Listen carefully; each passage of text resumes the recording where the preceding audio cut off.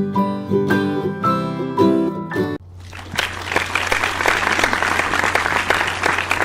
evening. There is no argument that the Holocaust is one of the greatest massacres in modern day history, let alone slavery. During my conducted research, I found the number of casualties were far more greater than I had anticipated. Nearly 90% of the Jewish population were wiped out in the countries of Poland, the Baltic countries, and Germany and Austria. As you look at the chart, you can see the populations of all the countries involved in the Holocaust and their death toll. Pretty gruesome, right? During the time of the Third Reich, the Nazi Party had taken control of nearly all of Europe under the influence of one man, Adolf Hitler. Although statistically it's hard to imagine how one may overcome this time period, one bold, courageous man did so.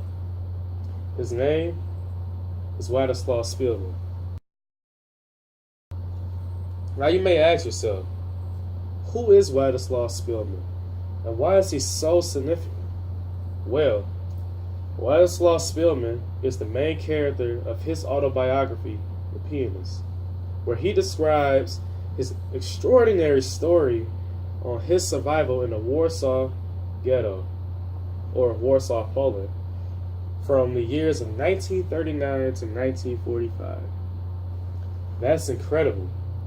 He spent 6 years of horror, hiding and clawing his way to survive. 6 years? I probably wouldn't even last a week. Spielman was a pianist at a cafe on Nowolipki Street in the very heart of the Warsaw Ghetto. His family desperately depended on the little earnings he made from his job. Many people in the town of Warsaw were poor and used their children to smuggle food for them in order to survive. The children who were caught were beaten or killed drastically. Nearly every day, Spielman would wake up early in the morning to the radio station to hear what was going on. Next up, the Germans were advancing in Warsaw.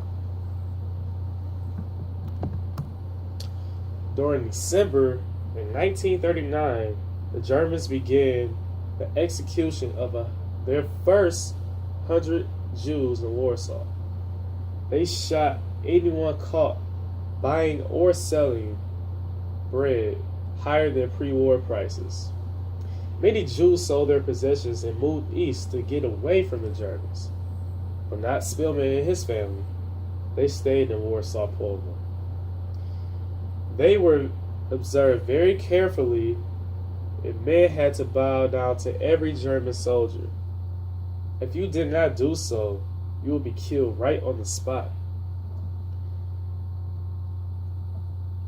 In the following year, in the second half of November, Germans began to barricade the side streets with barbed wire, and at the end of the month, all Jews were required to wear the Blue Star of David patch on their arm. During January and February, the Jews were to do 2 years of labor in concentration camps where they will receive appropriate social education to cure them from being parasites of the healthy organism of the Iranian peoples. Everyone was to do 6 days of physical labor a month. The only thing Spielman could do is go to a restaurant and a cafe. They were very limited of doing things. On July 22nd, the resettlement action was beginning, and all Jews fit to work were going east. A whistle had summoned all of the inhabitants in a house out into the yard and crammed all of the Jews, including Spielman and his family, into trucks and dispatched them into the unknown. The camp they were sent to were overcrowded and the streets were filled with rotting dead bodies, and people were being beaten against the walls. The Germans had turned off all the water supply. Now, how cruel and despicable is that? These are human beings who deserve freedom and equality, and they should not be treated like wild animals. The worst part of it all, the next day, Spillman's family was boarded into a truck that was filled with the smell of chlorine. It was later until Spillman realized that his family were heading to an extermination camp where they would be put to their death. Very sad. Now, Spillman's all alone, doesn't know what to do, and is helpless.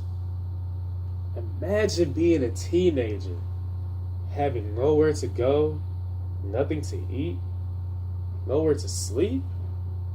Your whole family is dead now, and you have nowhere to turn to. I would be terrified and wouldn't know what to do with myself. Most people would take their own lives, but not Spillman. He was a true survivor.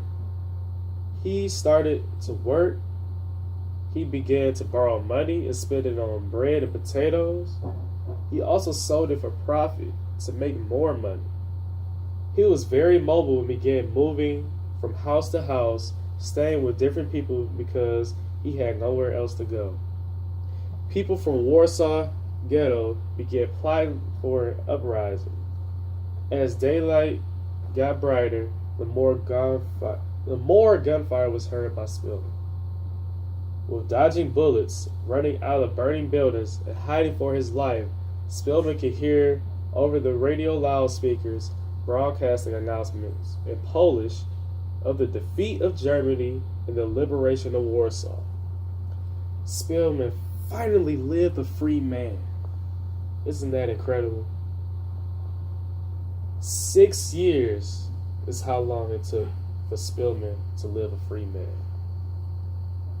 That is a very, very hard thing to do, to survive through all of that. After reading this novel and hearing his story, it makes me more hungrier and more determined to go after my dreams, because I never know what would happen the next day. Also, it made me cringe to hear all the anarchy from him, his family, and all the other Jews and victims of the genocide that had to go through it. I am so blessed to live in the generation that I live in now and live where I currently live, because I wouldn't know how to survive back then. Wilslaw Spillman shows true character, charisma, and bravery for all of what he did to survive. And I hope no one takes their life for granted, but instead live it up to the fullest every day.